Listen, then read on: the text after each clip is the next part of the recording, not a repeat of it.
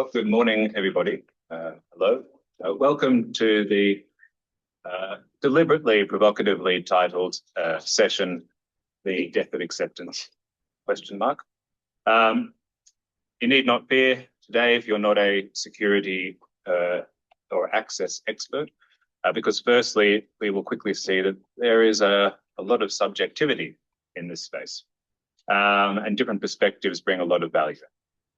Second, if you are involved in some other parts of the humanitarian sector, that's excellent, because getting to grips with this question of what is the current and ongoing viability of an acceptance-based security strategy is fundamental to the current and future impact and the nature of the impact the humanitarian sector can bring.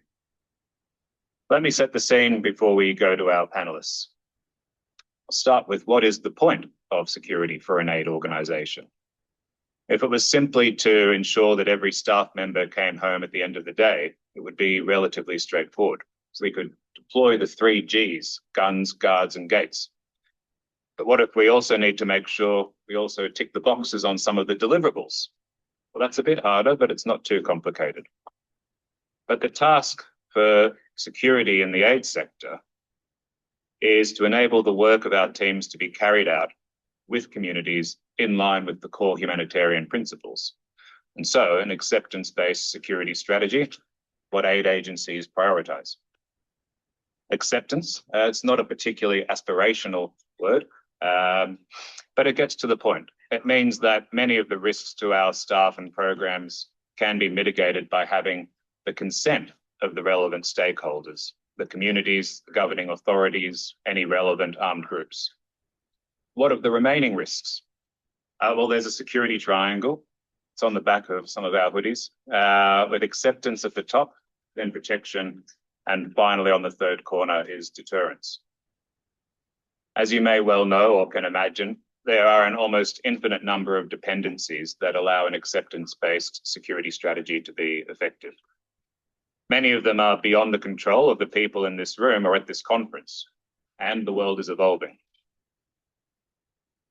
Even the best intentioned and most widely agreed approaches in a sector can change when circumstances demand. I don't know if anybody's familiar with the Peelian principles of policing. These were set down in 1829 as one of the core foundations of modern policing. The police are the public and the public are the police. It allows for policing by consent. Where I grew up in Sydney, in Australia, this was re-embraced in 1990. The government changed the name from the New South Wales Police Force to the Police Service. It was less paramilitary vibes, more police are simply citizens in uniform. It emphasised discretion in the application of the law, and engaging with communities was a priority. However, changes in society saw that 16 years later, it reverted to the New South Wales Police Force and instead started emphasising the principle of the state's monopoly on violence. Back to the present. Why do we feel we need to have this conversation now? My organisation, GISF, is currently undertaking research on acceptance with our 155 member NGOs to be published in the spring. There's been broad recognition amongst those results, speaking with security managers, that acceptance is not dead, but rather that it has become weaker. And by weaker, they mean a lot less predictable, it's more conditional, it's no longer assumed that NGOs are benign actors who are doing good, and that acceptance can be more easily impacted by wider political dynamics affecting the aid sector. We've observed sequential record-breaking years for aid worker deaths in recent times. We've observed increasing impunity for some armed actors. So as the fracturing of consensus, as the shake-up of the rules-based order, the retreat of globalization, the apparently reduced respect in some corners for the humanitarian imperative, are all these factors sufficient to force a rethink on how we as aid actors keep our staff safe while enabling them to deliver impact? So let's go to our panel and I'll introduce them. Down the end of the table, we have Pascal Hunt, who is a Deputy Director of Operations for the International Committee of the Red Cross, having joined in 1996 and holding positions across the globe, including time as Head of Delegation in Somalia, Jordan, and Sudan. He held from 2019 the position of Head of Delegation at Large and Senior Crisis Manager within the ICRC Directorate of Operations, providing managerial and strategic support to delegations confronted with complex crises or serious security incidents. Next to Pascal is Anke Meiberg, who is a security advisor at MEDER, bringing over a decade of experience in humanitarian operations and security management. Initially working in the development sector in Cameroon and Kenya, she began her humanitarian journey with MEDER in 2013 and spent nearly 10 years working directly in country programs, including extensive assignments in the Democratic Republic of Congo and South Sudan. Since 2023, she has served at MEDER HQ, advising global operations on security risk management.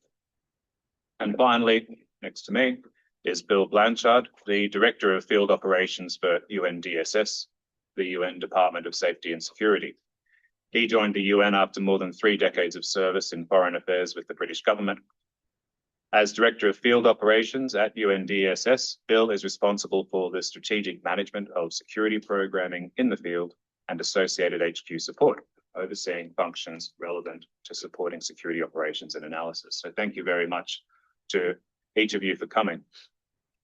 So let's establish a baseline for this conversation. I'm going to come to each of you for a definition of acceptance. Pascal, how do you and the ICRC define acceptance? And when did you first hear of the concept? And third part, how has your understanding of acceptance evolved since you first became aware of the concept? It's part of the ICRC security pillar. It's based on the principle and, neutrality and impartiality, and the fact that we discuss with everyone. This is really at the core of ICRC security management for decades. The issue that we confronted with today is that old recipe may not be appropriate for new problems.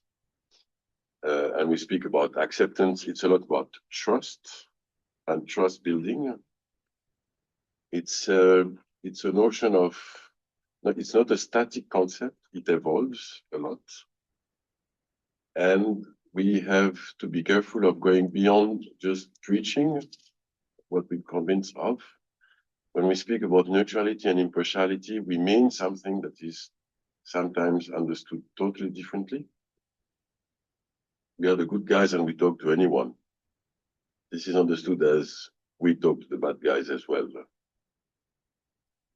Serve and protect the bad victims in a very binary way of understanding the world. So we have to understand what people say.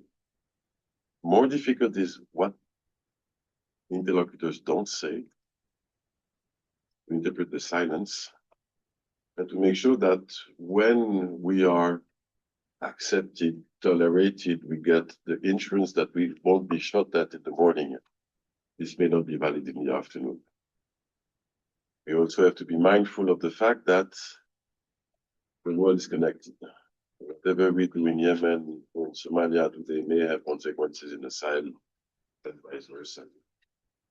And finally, we are in an era of hybrid warfare with hate speech and disinformation, where the very purpose of it is to harm, discredit, and undermine the humanitarian action.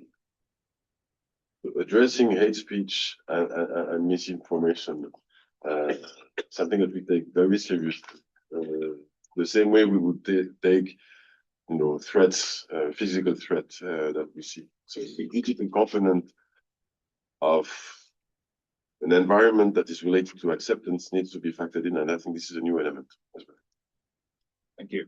Anke, could you explain to us how you and MEDER define acceptance, and how important a role does it play in how MEDER as an NGO implements its programming?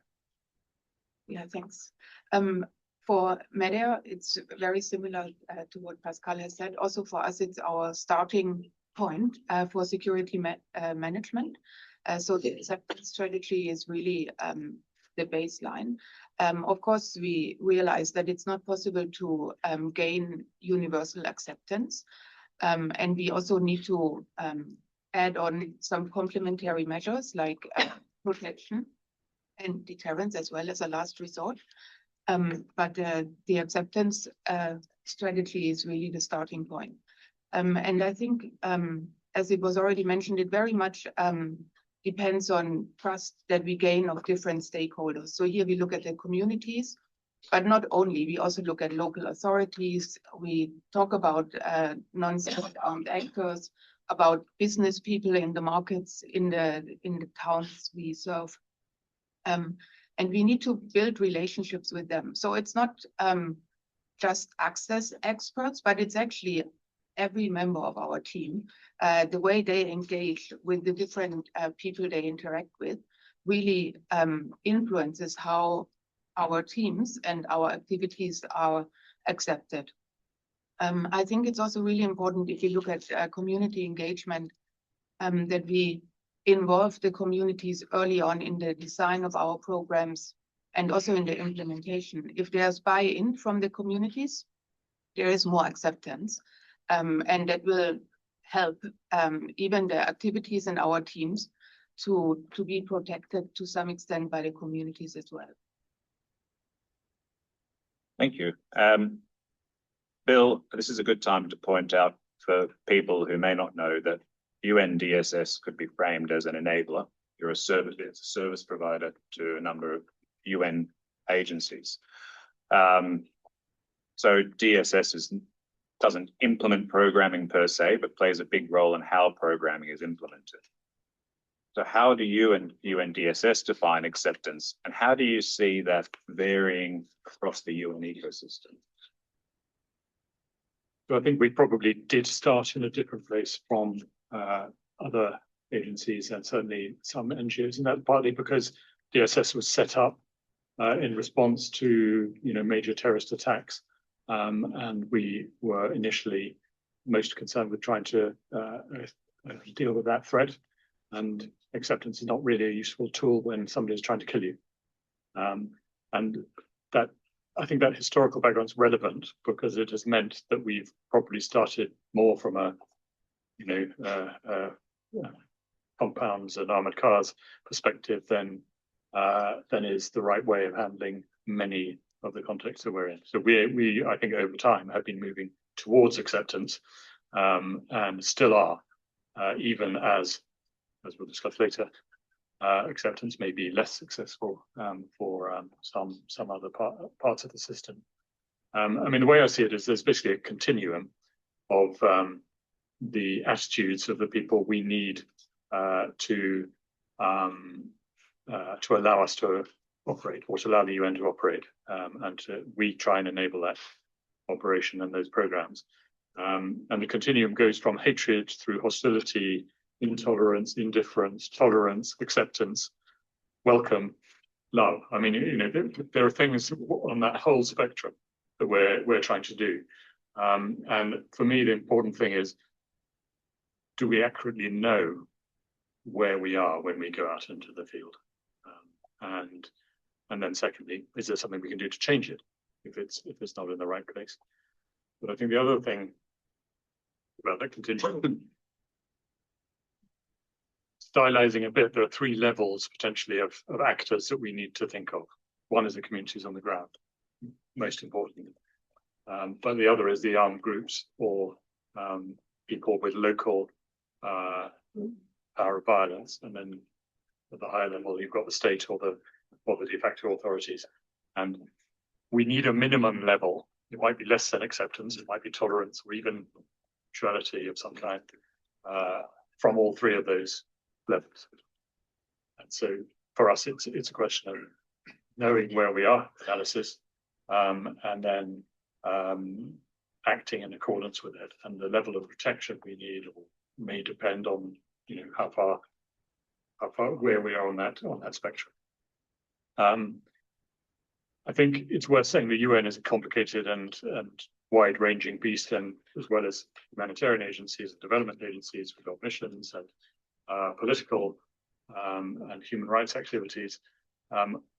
which may vary in their acceptance level. I mean, typically, human rights activity is less accepted by some of those actors than the humanitarian support. So we're actually managing often a complicated balance in general, and it's terrible to generalize, of course, but political and military missions have a little bit less acceptance than humanitarian and development work, so they need different kind of tools, but we have to try and manage that within a common risk assessment system.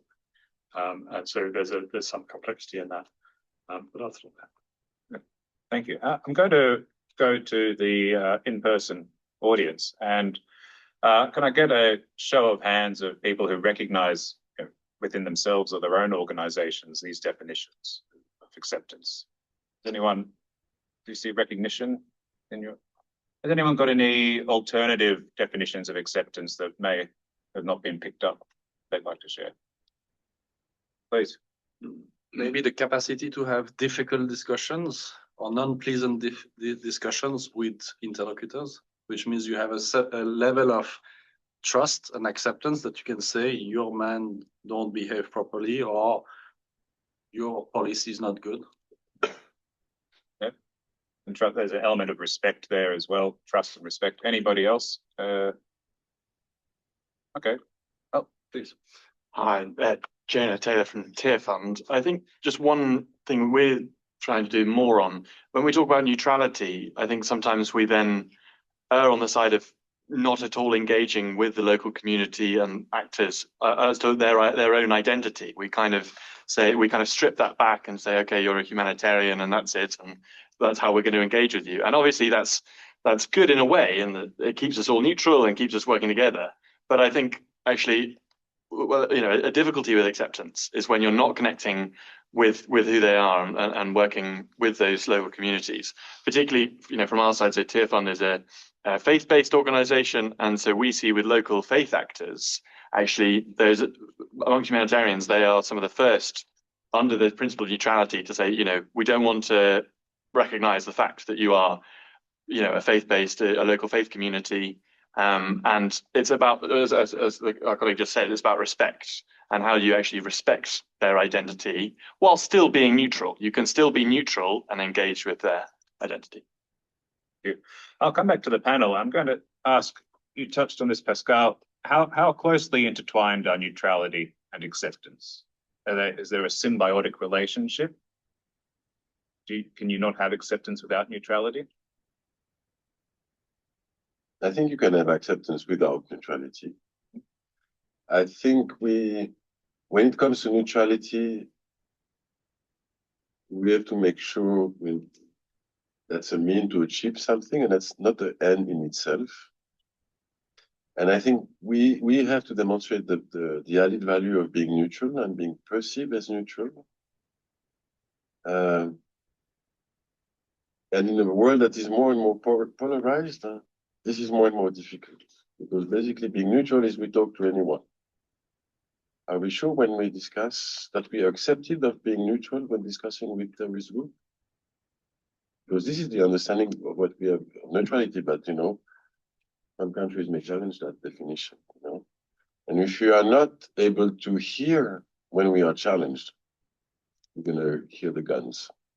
So to interpret the silence and to be able to really engage on this difficult conversation, and be ready as well to understand that there are times when engagement is not possible anymore. So this is really a delicate balancing act, but I would not say that you need to be neutral to be accepted. That if you base your acceptance on many factors, among them neutrality, you have to do more than just preaching neutrality for the sake of it. Mm-hmm. So it's not just neutrality. So Anke and then Bill, I'll ask, what are the prerequisites of acceptance then? Yeah, I think in addition to neutrality at some level, there's also the relationship with the different stakeholders that we engage with.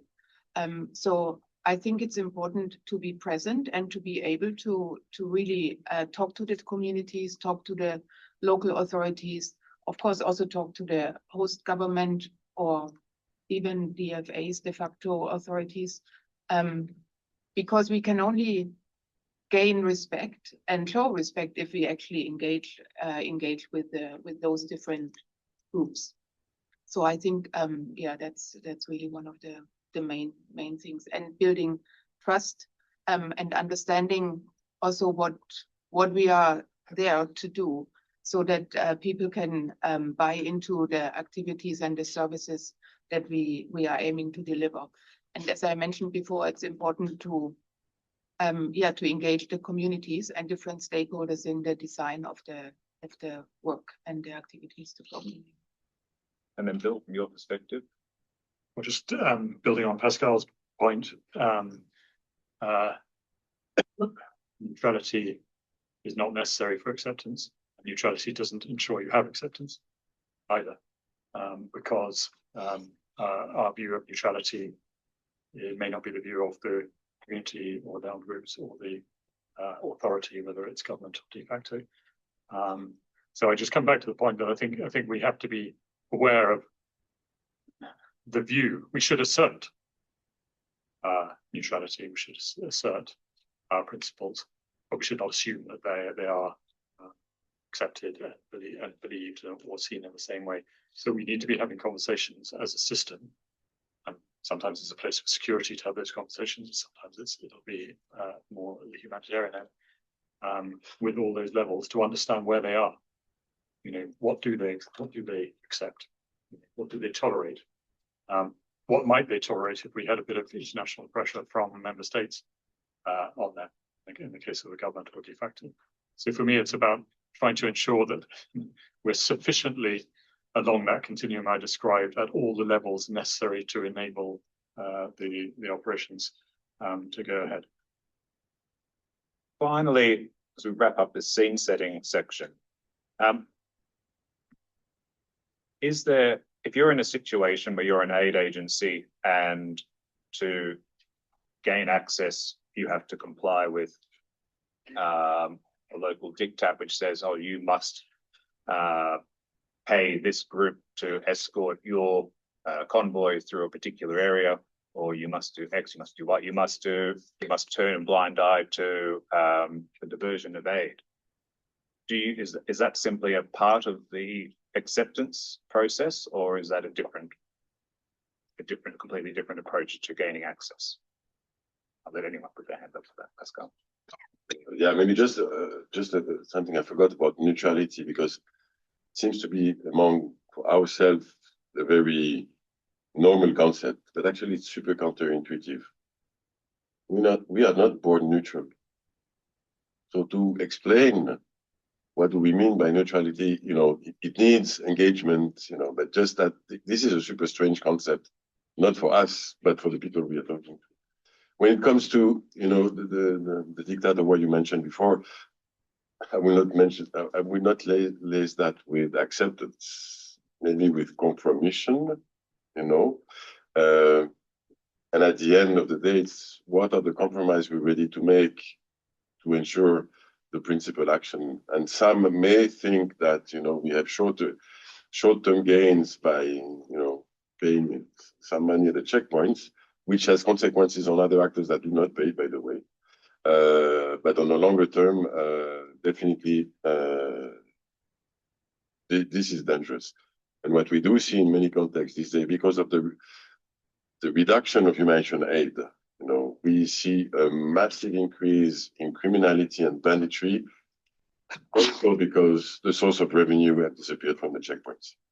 So I think when considering that, I would, advise of, thinking about the longer term consequences, not only for one organization, but for the others. There would be one to come in on that. I think for Media, it's similar. It's not part of acceptance that we pay bribes at checkpoints or anything like that. I think we need to engage and push back on those elements as much as we can, and also be mindful of what the other NGOs in the area and UN agencies, etc., are doing as well. Because as Pascal has said, it has an impact on other agencies. It can have an impact on us if the agency just in front of us has paid. So I think we have to have one voice and talk at a higher level with those leaders or the de facto authorities. Yeah, I mean, we face this around the world. I absolutely agree. There's a sort of time dimension. If you start, it's very hard to get out of it. If you start paying, start having armed escorts, partly because that's the expectation, and partly because you create a mini economy, and people are dependent on. There's an escorting economy, which may be linked to the state, or it could be linked to communities and ethnic groups on the routes that you go down, and we see that repeatedly. It's easy to say, but it's hard then to deal with the cases where around the world we're already in that situation. And I couldn't agree more with the point about us, the UN and humanitarian communities, trying to act in a similar way. It's one of the most sort of destructive things is to hear on a visit to one of the countries concerned that there's a rumor that Organization X is paying at the checkpoints, and then everyone else is feeling okay. That makes us less safe if we don't pay, and then you get instances where they are held at the checkpoint for longer, or even they face a kidnap or a hostage situation. So coordination of and holding to agreed lines and measures, and that's one of the things that we try and do as DSS for the UN community, is to try and agree a standard approach with what measures do we accept and what don't we accept. Unfortunately, there are too many places where we have accepted escorts as a policy, and I know that it causes difficulties for those who can't afford to or don't do it. And we try and negotiate our way down from that. So we need to do it in Iraq. We've just been in Afghanistan. I mean, there's a lot of places where we need to look at this.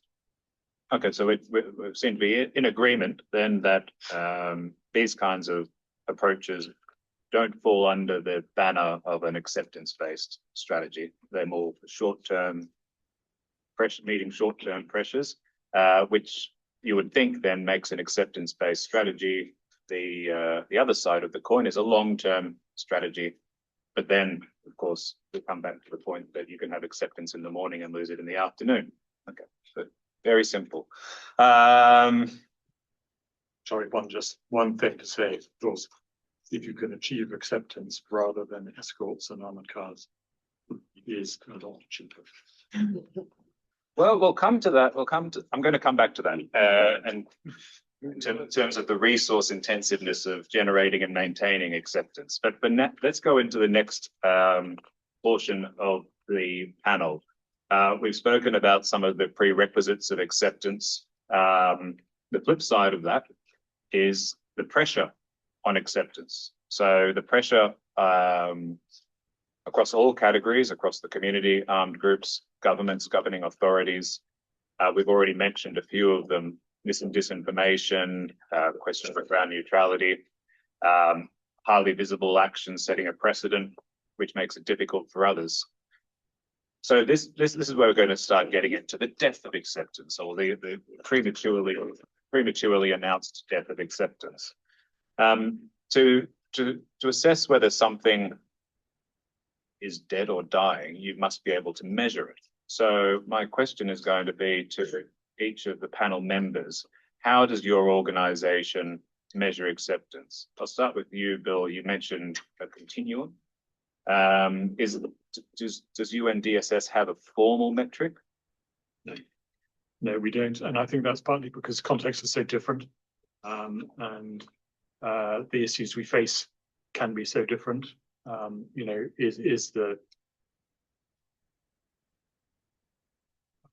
won't go into the individual countries, but is a country going to impose a visa delay, a bureaucratic constraint, or refusal for us to access parts of the country where they don't actually have sway? Are we going to face a threat of from a particular armed group or at the community level? And it's so varied. But I think what we can say on the question of is it dead or dying? It's definitely under pressure.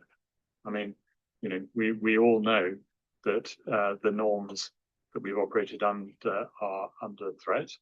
Perhaps they were never quite as widespread as we hoped, but humanitarian law of war, neutrality of the UN, of humanitarians, there's a decline in consensus in all these, and frankly, there's a decline in truth. And we in the absence of truth, accepted by both sides, when everyone is fed by misinformation and disinformation, the basis for asserting neutrality is even, you know, even challenged. So I think we see a lot of that in a lot of contexts, varies from place to place. But it doesn't mean acceptance is dead. Acceptance is still a good thing to aim for, and there are still many places where we can do it, even when there's bitter fighting. And as I said, on DSS's journey, I still want us to go more into that space, even if it's getting harder from those who've been working. I think the attitude of state and de facto authorities, the first line of the UN security approach is security is the first responsibility for security is with the host government. And a lot of our systems are based on that, built on that. Of course, we now know it's not accurate, or they're not fulfilling that responsibility in so many areas. But if we're talking about timelines, that I don't want you to overstep the mark, but I'll say from my perspective to say to you that for an NGO, that hasn't been the case for years, that you could rely on that in your risk management strategies. Sure, but it is particularly difficult when we start getting staff detained by a de facto authority, and where member states are, I would say, the indifferent or intolerant stage of the spectrum, and there's indiscipline at local levels, and then we all get hit. So I think there's definitely there's been difficult issues through the years, but at the moment it feels quite widespread and growing because everyone's learning from each other. Mm-hmm. I'm going to come back to this infectiousness of it. Anke, how does MEDER, do you have a formal measurement for acceptance, or is it something that you measure on almost a day-to-day basis? Do we have acceptance today? Yes, no, maybe. Yeah, so we don't have a formal measurement either. I think it's a lot about different situations where, for example, we had a theft or something like that, and we talked to the local authorities, and they managed to get our assets or our supplies back. Or if we get information from local communities telling us, oh, tomorrow maybe you better don't come, or things like that, where we realized that they accept us because they want us to continue providing the services, and they appreciate the services. So I think it's probably more those, I don't know if you want to say anecdotal situations, where we can assess whether we have acceptance, and also in how just how the communication or the meetings with the different stakeholders go. And yeah. And you mentioned earlier, that's not just the job of the security team, that's the job of all the staff. So almost all your staff are required to take the temperature of acceptance. Yeah, to some extent. Yeah. And I mean, for us in the different locations where we work, we don't have security teams as such. So it's rather, maybe the local project coordinator who meets with the local authorities, or even project managers or managers who meet with the people in a health facility with whom we work together, or things like that. And Pascal, same question to you. Formal measurement of acceptance or accepted definitions within the ICRC of what acceptance is? And no formal measurement, and I think we have to be careful of not having a metric on that. Mm-hmm.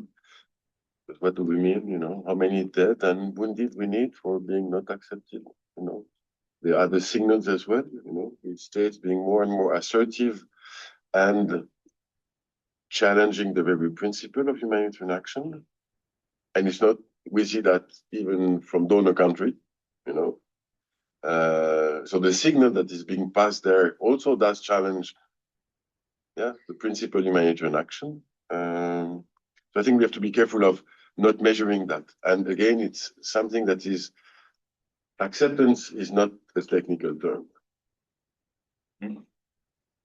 It's first and foremost, to be seen from a political angle. Philosophy. To some extent, but when I say technical, you cannot just measure things because you take the risk of measuring the wrong things and being blind with the wrong data that are evolving so much. Yeah.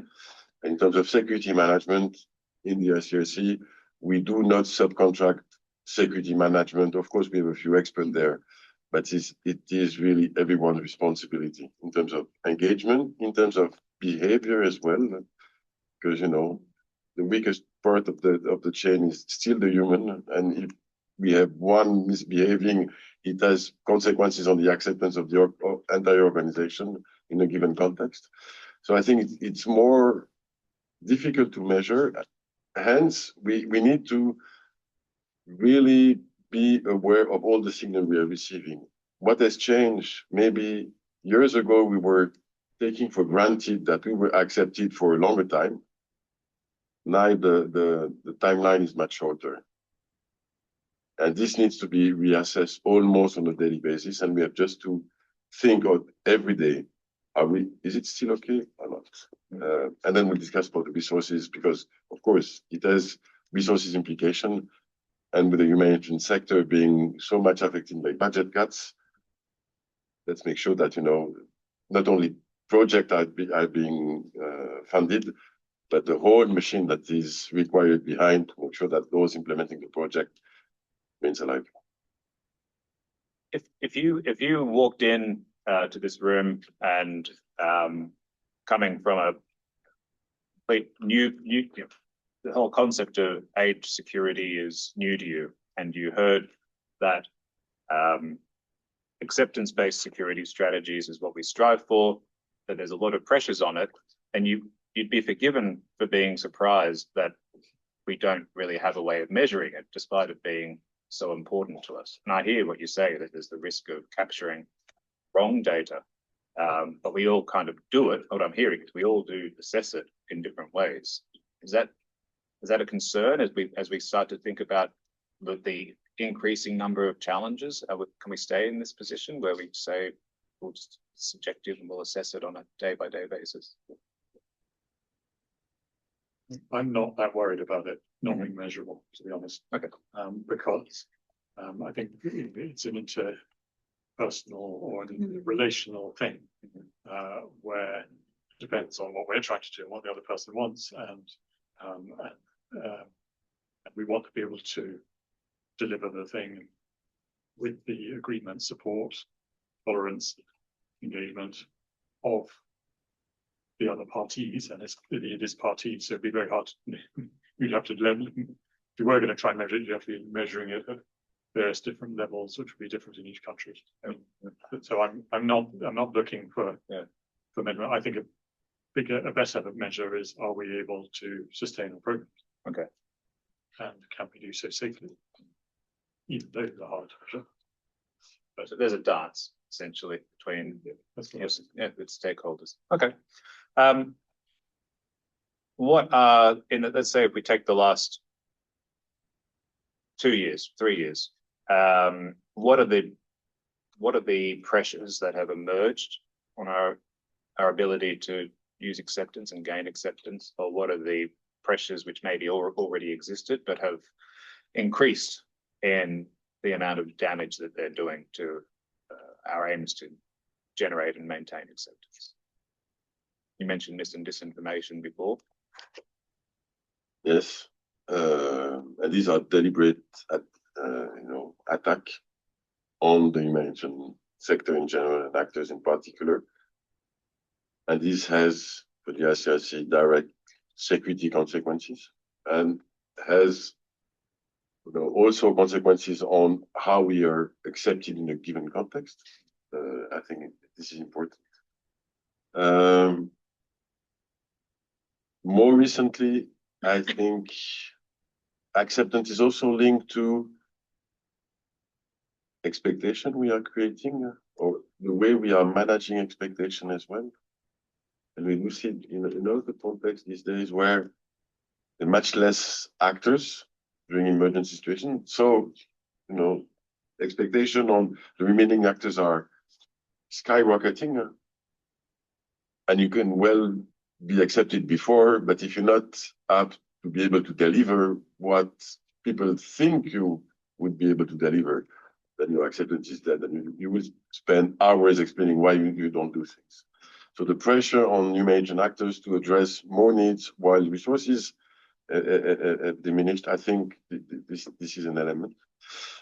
And another element is, and I will be a bit provocative here, is the need of distinctiveness among humanitarian actors. As organizations. Yeah, because also acceptance is based on how you are perceived, what you can deliver, not only of what you are, but what you do. And the globalist humanitarian action coming and saving the world is not sufficient in terms of acceptance there. So at least for the ICRC, we also built, our acceptance on the spot based on our distinctiveness. Can I follow up on your first point? The mis and disinformation, you're saying the humanitarians are being targeted by mis and disinformation. Mm-hmm. I think it's important to understand that when we come to the end and we think about what can we do to reverse course. Are you sure? I mean, that's not an unusual position. That's the almost established position. The mis and disinformation targets NGOs and aid agencies. Are we, as a sector, simply caught up in the crossfire of a bigger conflict that's happening? Or so is it aid that's being targeted, or is it what people think aid represents that is being targeted? If you see what I mean. I would say it's both, and definitely we caught in the crossfire because misinformation and disinformation, it's part of what I was mentioning before, this hybrid warfare that we see all over the place. We do see, at least for the ICRC, we have been targeted because we were representing aid and a sort of aid and some sort of principle that were applied. And we were also targeted because of what we did say or what we didn't say. And the same was for also other NGOs. So I think the fact there is no limit anymore of attacking humanitarian organization because of what they say and what they do, because it's not in line with, the political objective of one state or one group. In the past, it was not possible, but the technologies is making now possible with the bots and everything, and the amplification is massive. When discussing that with states, they are also embarrassed because they don't know how to manage that. And the tech companies and whether you have to sue Google or not, we all confronted with that. I think what we do see is that states, they were listening to us, years ago politely. Now we do see that they have some concern when it comes to misinformation and disinformation, yet they don't know how to handle that. Thinking about how provocative I want to be now. Very? Okay, Bill. Surely these are universal principles, though. We've been saying this for 20, 30, 40, 50 years. These are universal principles. So why would someone not like them? Or are they not universal principles? Are we finding out? So this is sometimes the conversation between a realist security person and an idealist humanitarian person. I don't want to stereotype that, but that is sometimes a conversation.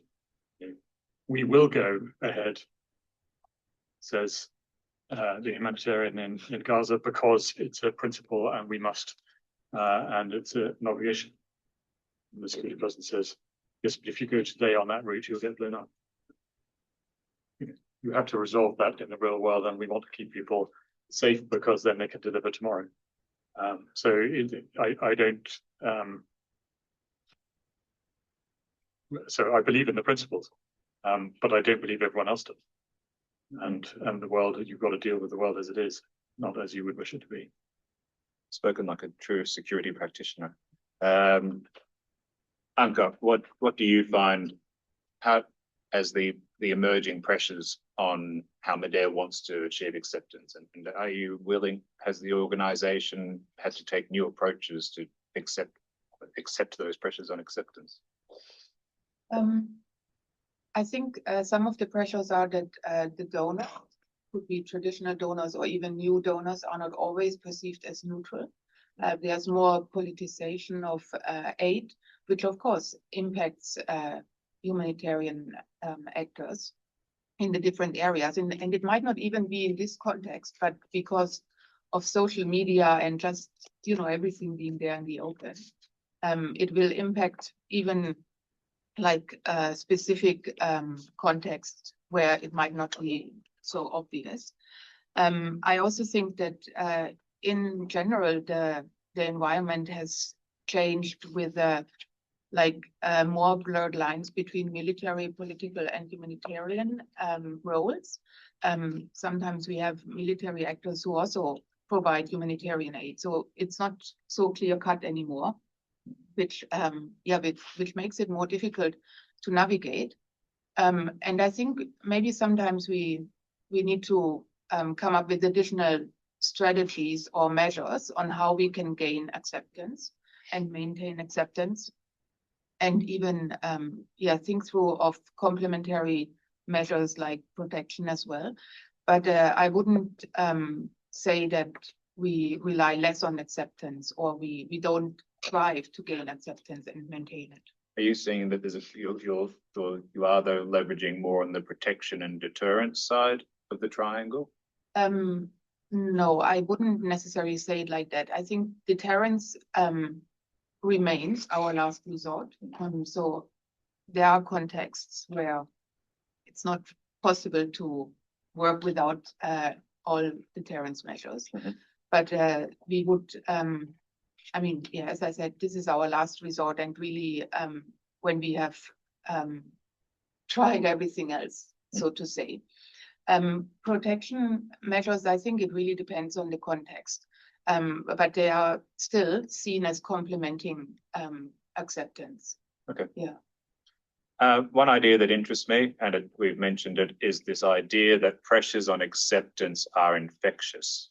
They almost have the ability to exponentially worsen, that if you lose acceptance with one community, that can spread to another community. If you lose it with one host government, that can spread to another host government. Do any of the panelists have any examples of that they wish to share, or why they think that dynamic is becoming more and more prevalent? I mean, one of the most difficult situations the UN faces at the moment is having more than 70 of its national staff in detention in northern Yemen. And that's a very egregious breach of principles of neutrality and immunity and so on. But it's being watched around the world. There are other de facto authorities, or even states, that are noticing that has happened. They're watching carefully to see what the response is, what are the consequences of it. And so it's a very difficult situation for the UN, because you have slightly two competing principles. One is stay and deliver. There's still lots of people, millions of people in the north who need assistance.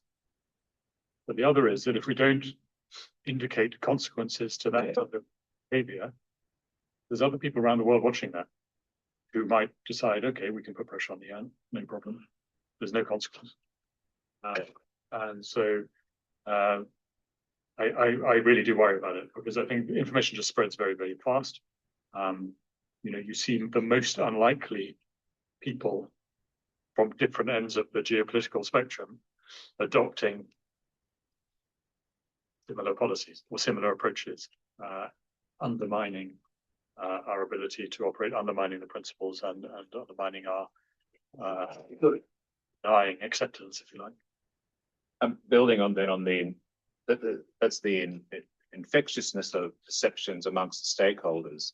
I'm then going to throw in, is everyone in the room familiar with the Gaza Humanitarian Foundation, GHF? Mm-hmm.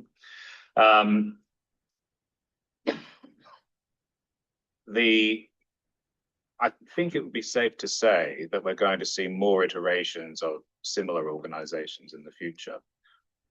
How do you see their presence? How did you, if you were covering Gaza at the time, how did you see their presence and activity influence levels of acceptance in Gaza? But how do you, more broadly, how do you see this new introduction to the ecosystem impacting how you are going to go about generating acceptance? Pascal or Hunter? We are not working in Gaza. So, yeah. So more hypothetically then for yourself. This one is not easy. Without entering into, specific example, a more utilitarian way of treating humanitarian action by states, this is a trend that we do see. Where it's even blatant, it's openly said that humanitarian aid is there to implement donor policies. Not elaborate, the US or Chad deal and things like that. But this is coming more and more blatant. Hence my point initially on the distinctiveness there. Because if we are perceived as all being in the same pot and all serving the interest of our back donors, then definitely this is the end of the acceptance that we have been working on for the last years. But this is a trend, and this is not only a trend that we see, in Gaza and other places. We see, humanitarian actors from the Gulf states, from Turkey. I mean, we do see, and they do quite a good job on the ground, but they do not build acceptance on the same principle than us there. But then, if you look at the trends amongst some of the traditional donors, they are saying, neither rightly nor wrongly, that their aid budgets are going to be more closely tied to their sovereign objectives, so their foreign policy objectives, and they're being much more vocal about it. Mm-hmm. And so really, if anything, that trend is going to increase. And so how do you manage that? At what point do you say, you can't, well, if you're ICRC, maybe you can. If you're MSF and you take 95% private donations, that's great for you. But for other organizations, how do you square that circle when you're talking to communities? So my take on this is that we should look at what has been successful. That example helps our argument that the humanitarian approach and the UN's approach is more successful in getting to the community and to the people in the community who most need it. That the sort of narrow militarized state-enforced methodology, whilst certainly increasing around the world, does not deliver well. You just assert it and argue it, and argue that with donors, and explain it to the ones who are not quite there, and see if we can. It's an argument we should be in, but let's use the evidence of recent examples. Okay, so it's saying to donors, saying you clearly want to achieve certain outcomes throughout the world. If you want the most efficient and effective way to achieve those outcomes is going to be if you change how you're framing that money. You can't. Is it telling them they can't be so explicit about it, or they have to be more flexible and just trust that the sector will achieve those outcomes for them? Well, at the very least, it's saying the militarized aid examples we've seen have not been successful. so don't give them money. Mhm. I mean, if that stimulates them to become more successful at delivering humanitarian aid, I mean, should we be complaining? But I mean, so I think we keep up the argument and we keep trying to persuade donors, both old ones and new ones, that this is a better way. Okay, that's good. That starts to lead us into what are some of the solutions to address this decline. One I'm going to start with is surely localization. And this is going to get messy quickly. Surely localization should increase acceptance. Should it not have been a silver bullet? Anyone from the room can jump in on that one too. Anke, how do you see working with local partners and the impact, positively or negatively, that has on acceptance? Yeah, that's a good question. Thanks. I think working with local partners can increase acceptance if those local partners are perceived positive in the community or are even part of this community, but at the same time, they might decrease acceptance in another community where they are not perceived in the same way. Mm-hmm. So I think it's complex.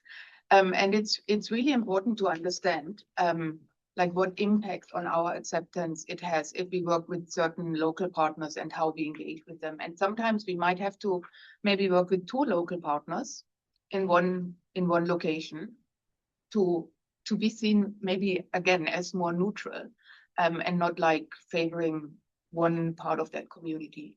So I think yeah, it's complex. It needs to be evaluated and really thought through. Working with local partners, which may help with acceptance at the community level, are there any potential second order effects on, say, your acceptance with the host government then? Yes, yeah, it depends how the host government sees those local partners, or if they are maybe from an opposition, or how they are affiliated to other groups as well. So I think it's at all levels where you would have to to navigate this and assess it. Yeah. What about Ukraine as an example? Does it matter? Come back full circle to neutrality. Does it matter if your local partners or your local delegation, maybe different story for you, does it matter if the local partners are not neutral if they have good acceptance? Because especially in a conflict situation, it's unlikely that they may be neutral. They may have a particular position on the conflict.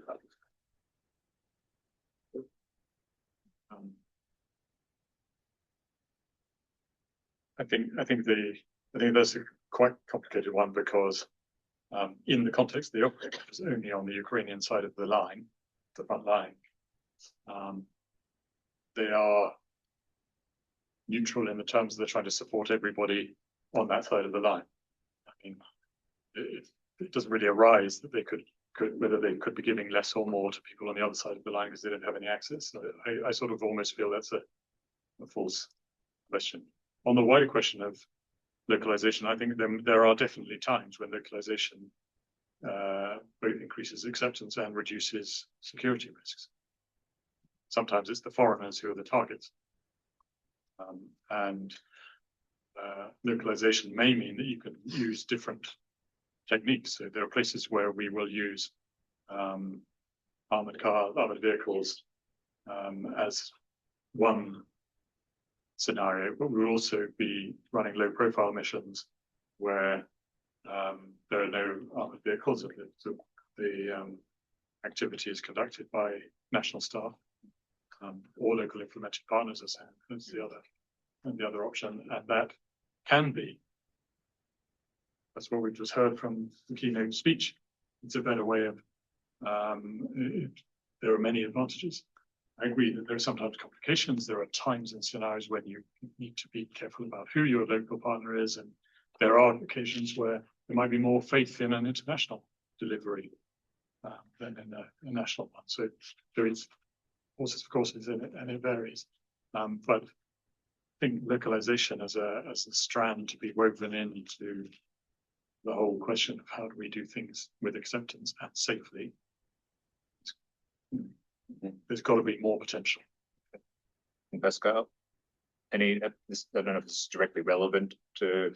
No. In more situations, not all you mentioned actors need to be neutral. When you are an auxiliary to your government, of course you can't be neutral there. You're not paid for that, you know. There are certain moments and certain activities that do require the humanitarian actor to be neutral. I'm giving just one example there because I was there in Gaza for the release operation. Evidently, in that occasion, you need a neutral actor to discuss to the Israeli and to Hamas at that time. Otherwise, you don't have the operation because you need a neutral intermediation there. It doesn't mean that all the actors in Gaza or in Israel needs to be neutral in that conflict. You know, and there are specific activities that require one or two actors to be neutral. If you do cross-line operation, you better perceive as neutral. You know, otherwise you're going to have a problem. Cross-border operation as well. So I would not say that, you know, everyone needs to be neutral and perceive the same way. There are some actors that are neutral and others that are not. So we spoiled the title. The acceptance is not dead, but it's under pressure. But if I had have made that the title, half the people would have turned up. So there's a lot of pressures happening at the community level. You've got mis and disinformation. You've also got one thing we didn't cover, but I've just seen in my notes reminding me of the implications of displacement. So whether that's conflict-induced or climate-induced displacement, suddenly instead of negotiating with one cohesive community, you've got multiple communities within there, and that then you can do it, but it's resource intensive again. You've got armed groups, non-state armed groups, who maybe compared to 20 years ago are less likely to have the relationship with their communities, which means that it's harder to gain the access. So it's a whole new piece of work to get acceptance with them. And then we've covered the host governments, the declining and infectious decline of international humanitarian law being observed, and the polarization of the world. So there's a lot of pressure. And although we've agreed that we can't measure it, there's a downward trend in terms of levels of acceptance, or there's an upward trend in the amount of effort required to generate and maintain acceptance. Does it matter? Are there alternatives? But security in the aid sector, there's a lot of examples of the slowly boiling frog. So when you put the frog in the cold water and you slowly boil it and it doesn't jump out, this example. We've often just adapt. Does it matter if these pressures on acceptance continue? Will we simply continue to adapt? Or is there a point where the model doesn't work anymore?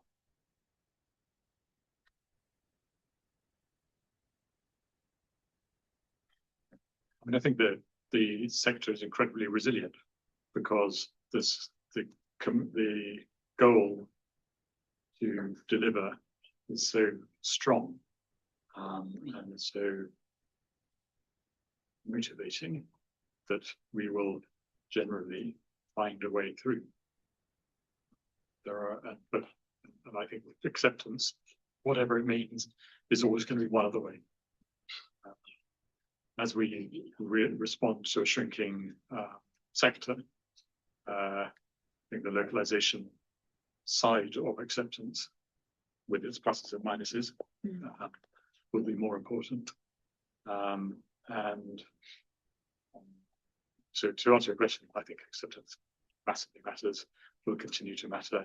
We need to be objective, we need to be clear-sighted about where we have it and where we don't have it, and therefore what the response is. And we need to be careful about trying to retain it. One of the problems with the non-acceptance measures, if you turn up at the refugee camp in an armored car with armed escorts, you're less likely to be accepted.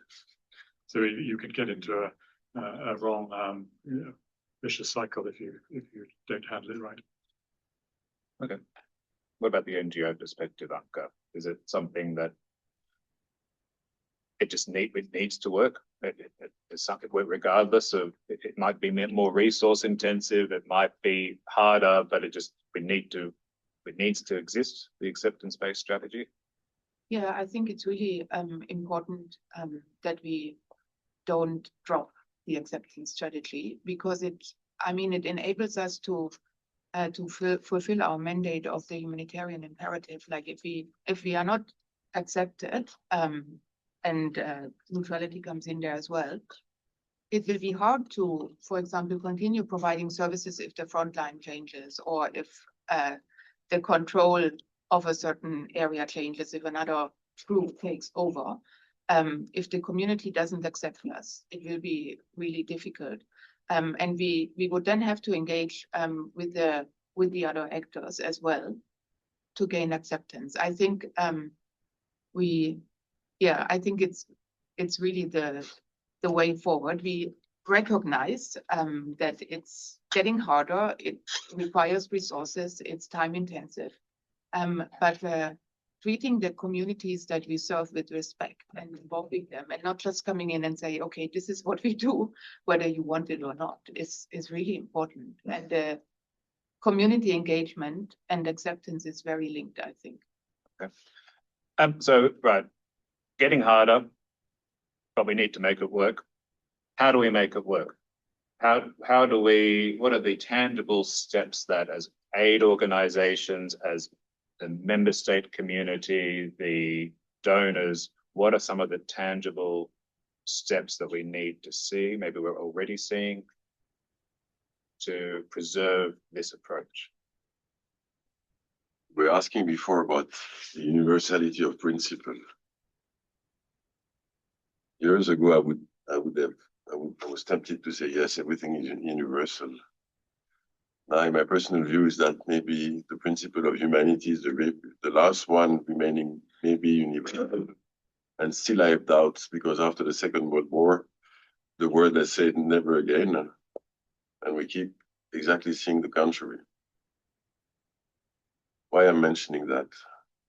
Because states in general do have an obligation to ensure that others are respecting humanity, IHL, including the principle. So it's up to the states to put the political capital there, otherwise we will be alone. And this is something that we see more and more. So political engagement from states on the relevance of respecting minimum rules, including respecting humanitarian actors, I think is of utmost importance. Okay. That's one for the states. That's one for the states. On our side, I think we should not take acceptance for granted anymore. And we have to test that every single day. And we have to be open enough to capture the weak signals. This on ICRC, we're not very good at that. Interpreting the silence, the very first signals, just to prevent the worst to happen. And finally, I would say as well, because of the expectation that is put upon all of us in a shrinking humanitarian environment and with less money and everything, you have to be clear and be predictable on what we do, be compatible with what we say. There is a cognitive dissonance between what we say and what we do, then we will again, and maybe ourselves, create a problem of acceptance. Okay. Anka, I'll come to you, I guess, as an NGO representing the sector. ICRC and the UN are in a unique position in that they have better access to some of these political decisions. What do you need as an organization to do, or what do you need the people to do for you? Yeah, good question. I do think this lobbying at the highest level is really important, and to some extent, maybe some NGOs do more advocacy, more lobbying, others do less. But it's important that we have a common voice at that highest level.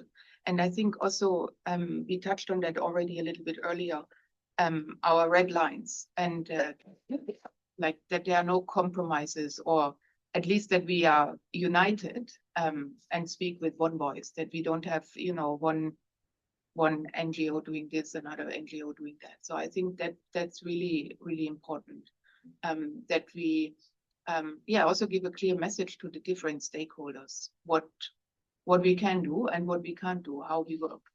And do you feel that as a mid-sized NGO, you need to be, are you framing your request for funding? You've got a new grant coming up in country X. So you look at it and say, this is going to be harder, we're going to need extra resources, or do you feel that it still works within typical resources that would be made available to you? No, I think it's getting harder. What the typical institutional donors, what they cover. So I do think there's the need to look for other ways of funding to cover some of those gaps. Yeah. Bill, you're just down the street from the UN and all member states in your office. So you're in the UN. So what do you see? What are some of the tangible actions that you're calling for? So I think there are things that can be done at all levels. I think the international community is beginning to be seized by this issue, and Australia has played a good coordinating role. I think it needs to develop from acknowledging there's a problem and expressing concern to what's the response. What pressure will those like-minded states put on regimes, countries, de facto authorities, supporters of armed groups, who are often other nation states, to improve the situation. So it's awareness is one thing. We need to move from awareness to action. I think one of the things that the UN can be doing, which is not necessarily easy, but is to be trying to make sure that we're having conversations on making sure the political, the security, and the humanitarian conversations are supporting each other, because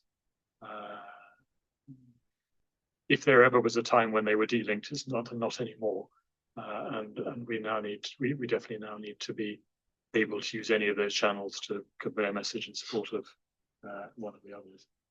I think there's a really interesting point about predictability that we've hinted at. I think when aid flows are predictable and lasting, then you can build trust. You could build mutual confidence and understanding that we're investing in something that will last. When aid flows are suddenly withdrawn or subject to change, because we're working very hard to make sure that we spend our little money in the right place, and that may change, then it's much harder, and we create an acceptance problem and a security problem. We have already seen violence in some of the places where aid flows have stopped. This may be an adjustment period. We may have to deal with the fact that we're in an adjustment period from as Tom Fletcher put it, a 50 billion business to a 20 billion business. And there will be a spike of violence and insecurity and lack of acceptance. And there may be a new normal. That's a pretty optimistic view, but let's hope that we can get to a new normal where we can re-establish some predictability. So that's one thing, but I'm conscious we've been talking. I'd really like to hear the views of you of this very educated. Well, yeah, we are going to go to questions now. Thank you, Bill. I've got a question online. Are there any questions in the room? So, Anthony. Yep. Thanks. It's been a really interesting discussion maybe a couple of questions or thoughts. One, I think colleague from ICRC, I think really hit the nail on the head in terms of one of the things that I've seen over the last 5 years of the sector is, particularly within the NGO community, we've maybe focused a lot on, to some extent, being all in this together, right? And having a kind of a one-size-fits-all approach to how we try and get access, how we engage with authorities. And whilst there's some need for coordination, as we said, if one actor goes and pays a bribe at a checkpoint, it affects all of us. But I do think then we've lost that distinction in terms that's critical for how we build acceptance. And we've, to some extent, almost subcontracted coordination institutions to do our acceptance building for us, whether that's OCHA or whether that's NGO Fora, which I think is one of the big challenges in terms of why we have this crisis of acceptance, how we really invested in it. Just one, if you may, one second question is, one of the key points that we see within INSO is the rubber hits the road when there's political transitions in terms of coups, in terms of changes in conflicts. And how do we address that as humanitarian actors? Because often we invest a lot, for instance, in building acceptance with a state. So let's take Sudan as a good example. You hire liaison officers because of their relationships with the current governing authority. You build a system that is somewhat reliant on that state institution continuing. And then it's actually quite difficult to shift what an entire HR system essentially to then meet the needs of the new acceptance environment. And how do we increase that agility to manage these moments? Quick follow-up, Anthony. Anthony comes from a very interesting perspective as a senior figure within INSO, but also previously as a coordinator himself in Sudan. Anthony, to some of your questions about the subcontracting of generation of acceptance or creating the space between actors, do you see pooled funding as being part of that same idea? That's an interesting question that I haven't really thought about this to some extent in terms of how this is influenced by those funding flows. I think there is a risk in terms of if pooled funding becomes, again, a vehicle through which we try to overly centralize some core functions within the sector, then yeah, that's a clear risk.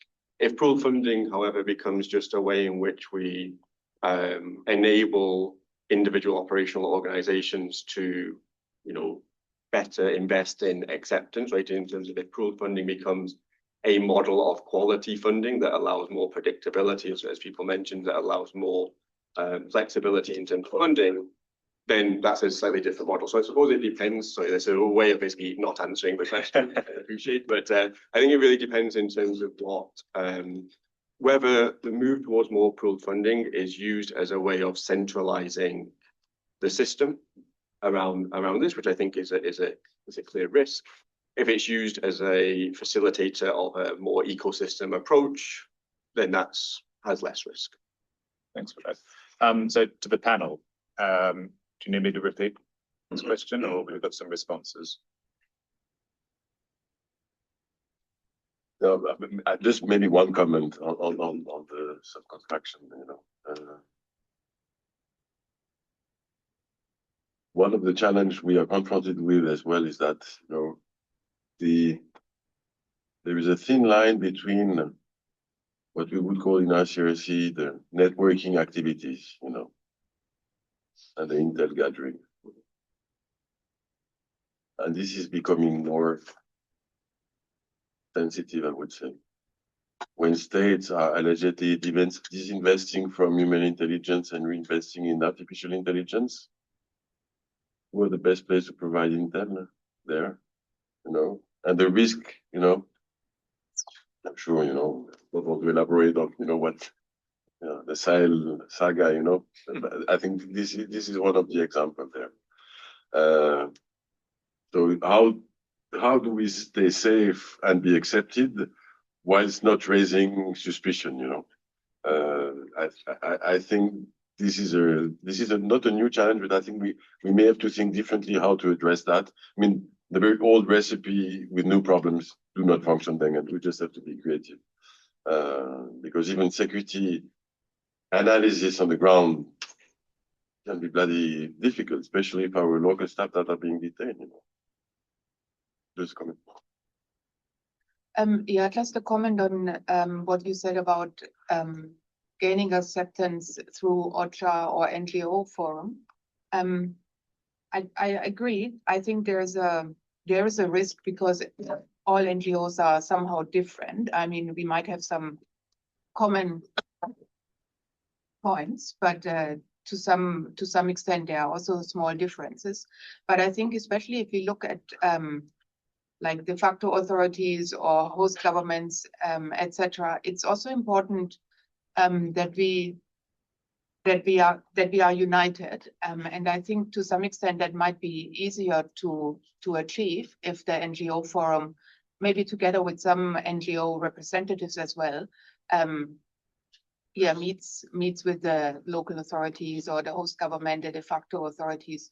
If every NGO would do that individually, I think there's a risk that we might even be played against each other, and then they tell you, oh, NGO said A, they are going to pay whatever amount for registration, and then you might agree only because they have told you that somebody else has already agreed. And I think that are really the risks if every NGO would do it individually. So I do think there's a real benefit to have that the NGO forum represent the NGOs. Yeah.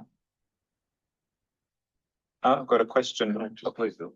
Just very briefly, we haven't really gone into it, but I do agree that the issue of capture by the regime is a one we really need to pay attention to, and it is one of the flaws in localization, or one of the limits to localization in some countries.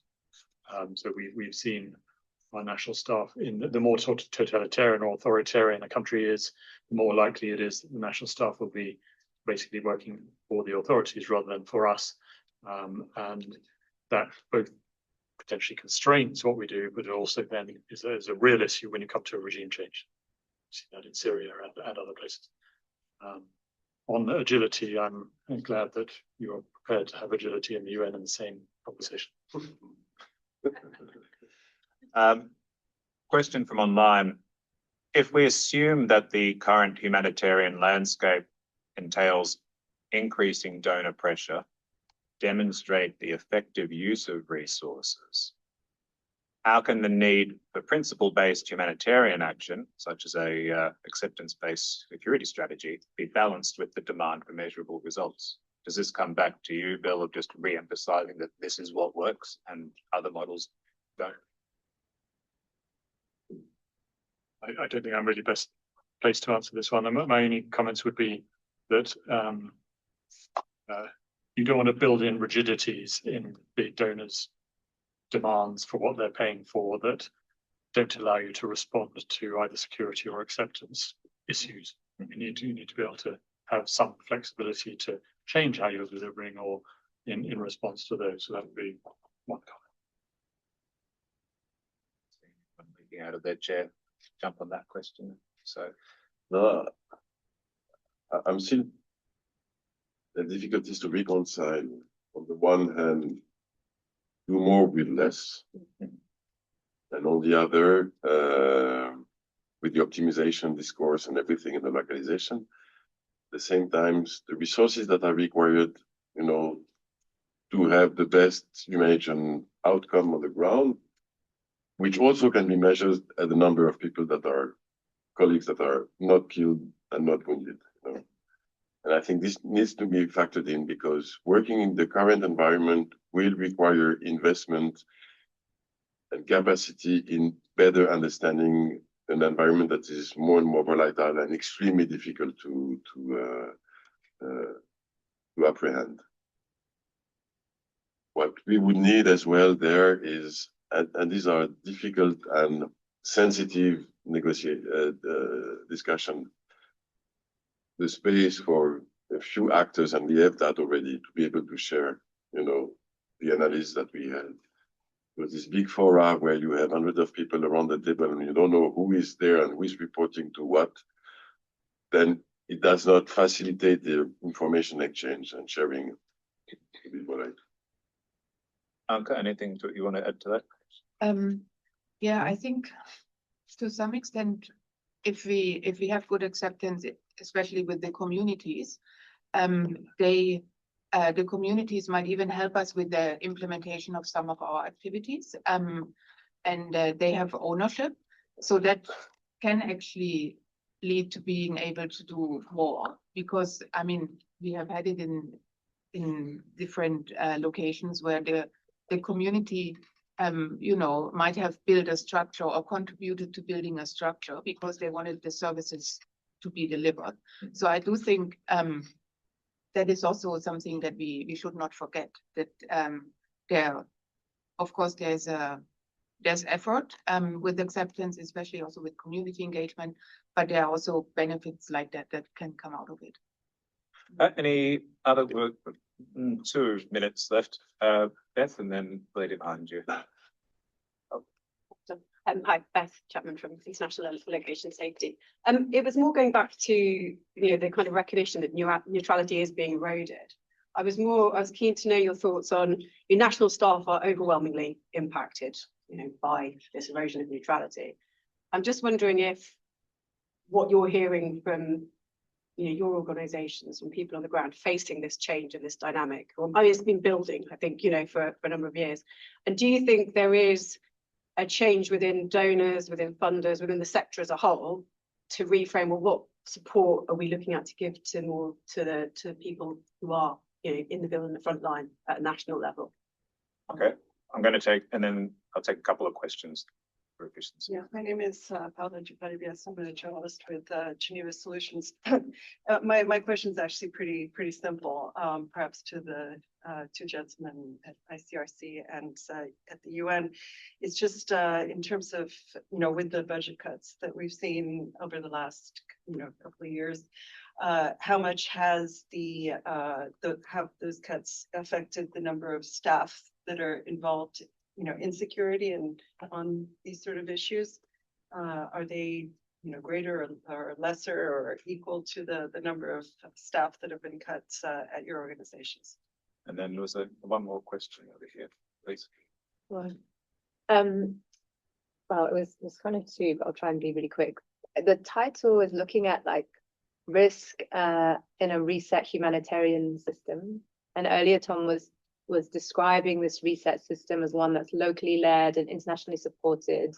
But then I heard that the conversation around localization was really about almost an extractive relationship of what can they do for us? And I heard a lot, I didn't hear much about what is it that we can be doing in terms of equal partnership to also be supporting local actors in navigating context safety. If we think about Gaza, where deconfliction doesn't exist at all for a local action, it's completely not an option for them. What could international institutions be doing to support them better for those who do work in partnership? And the other bit was around, I guess, looking again at Palestine and Gaza, where there's a context where we've seen the most humanitarian aid workers killed and acceptance strategies especially acceptance of who, be really challenging, deconfliction often completely disrespected.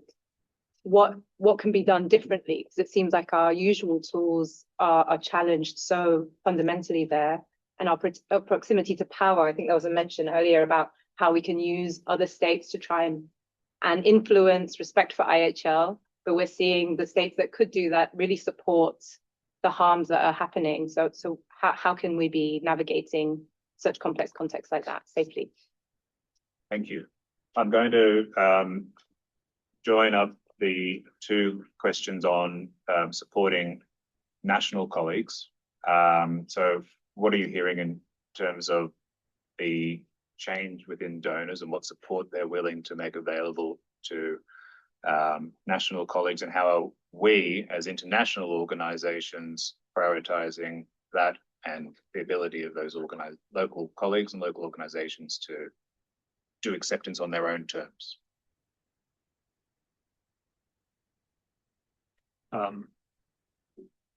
So we in DSS are trying very hard to support and strengthen the cadre of our national colleagues. And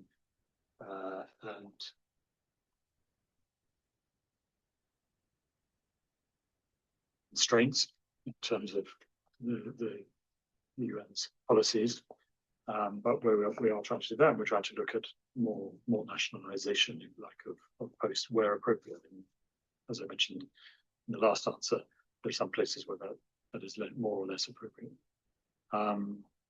I think we in security, on the question of should we be supporting local actors or national actors more, we probably follow the lead of the humanitarian organization. So if that's what they're trying to do, then we follow. As an example, in Saving Lives Together, that John and I co-chair the oversight committee of, we explicitly made that about national NGOs as well as international NGOs. So there are some steps in that direction. In the interest of time, I'll also say that one element that is being worked on is engaging with donor states on a really practical level to take the feedback and say, well, actually, in the grants terms and conditions, this is where the rubber hits the road. There's a number of barriers or funnels about, well, how do you that almost push you towards risk transfer? But there is a lot of interest amongst donors. They wouldn't have had the conversation 2 years ago, but they're willing to have the conversations and are looking to make the changes that they can to allow resources and expertise to get down to where it needs to be.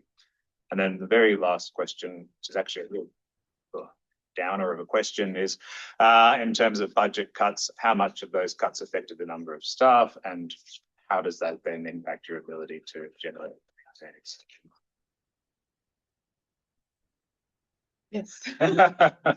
I mean, for media, we don't, in our country programs, we don't have specific security teams. So it's not that we used to have more security staff in country programs than now, but the budget cuts have affected our teams on the ground and the number of staff we have. And as we already said, we are supposed to deliver more with less, and that influences and impacts how we can engage in acceptance. We have to be really mindful of that and think through how we can support our teams on the ground as well, like that they don't get overwhelmed and overworked, because it's difficult. Yeah. Any quick answers from Pascal or Phil that you think are relevant to resources? Just on our side, and again, we don't make the difference between, we don't have dedicated super security staff that only deal with security, because it's the notion of acceptance and interaction with authorities and with groups, and this is, responsibility for all of us within the organization. We have done our utmost to preserve that capacity, because we know that if we would reduce our capacity to engage, to discuss, and of course, we also, because of the mandate we do engage states and non-state armed groups also on very sensitive issue. But we know that if we would reduce our capacity there, we would become blind, and maybe it's too late, and we will not be able to fulfill our mandate. Visiting detainees also require, quite of a networking and engagement strategy that is done on a daily basis. So on our side, we do have dedicated security people. I'm one of them.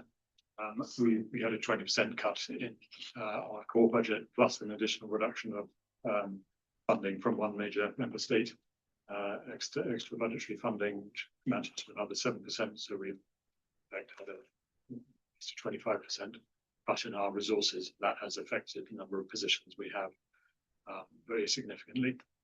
But we also recognize that we are supporting a UN committee that has also been cut, and the programs are getting smaller. And so we have done that. We've done it by keeping up focus in the highest risk and highest complexity areas. We haven't done much cutting there.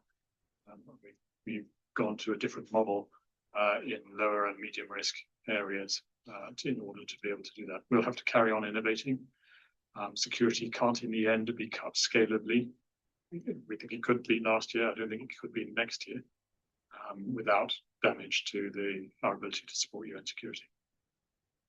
Well, we've only run 7 minutes over time.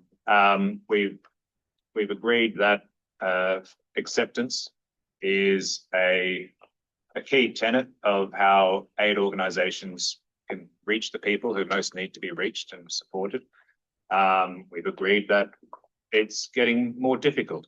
We've also agreed that it's not dead, and that it is worthwhile investing the time and energy and political capital to arrest that decline, because the alternatives are not really worth thinking about. So I'd like to thank my panelists, and I'd like to thank you for being a very engaged audience, and enjoy the rest of your day.